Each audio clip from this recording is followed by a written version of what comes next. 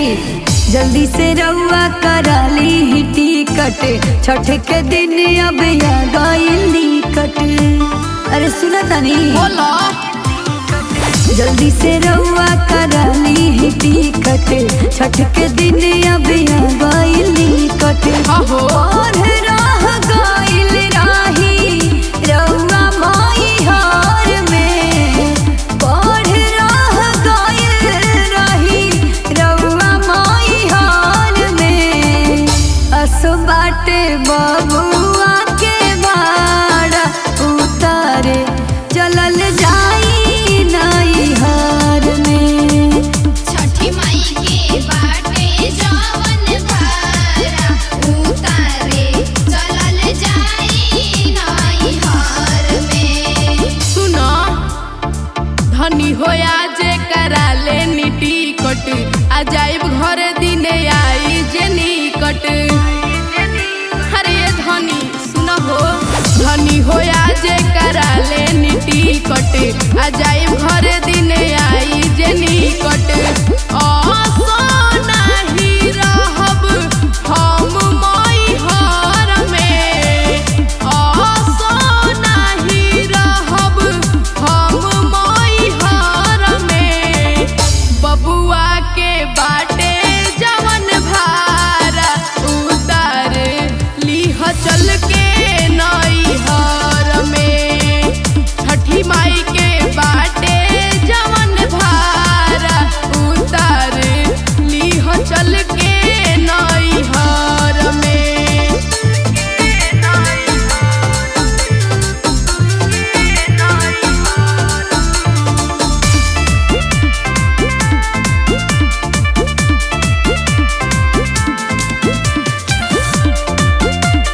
बड़ा मनौती के बाद बबुआ भइल बाड़न, ऐसे अब की कौनो बहाना ना चलिया वहीं के पड़ी। अरे ठीक बा 10 साल बाद गोदिया भरली छठी माई, आहो ओही जाके भाड़ा हमारे भखल बिया माई। ये जी सुनी ना कहो ना 10 साल बाद गोदिया ओहो भरली छठी माई, उतबा ओही जाके भाड़ा हमारे भखल बिया माई। आज गाड़ी धइली दुई पहाड़ में, का आज गाड़ी धइली दुई पहाड़ में। अच्छा बबुआ के बाटे जवन भाड़ा उतारे चलल जाई नाई हार में।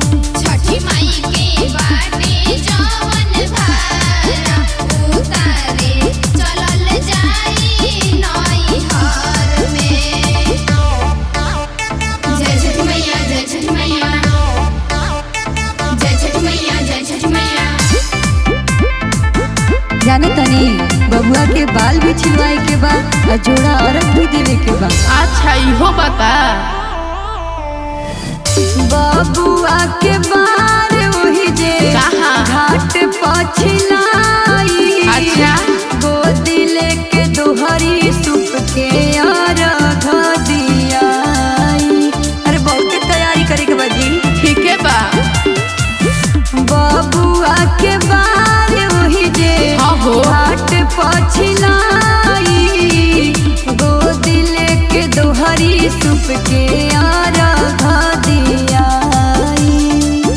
देवरु विशाल फलवा लाई सहार से, देवरु विशाल फलवा लाई सहार से।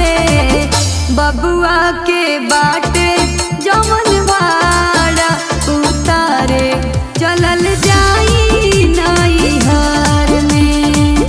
छठी माई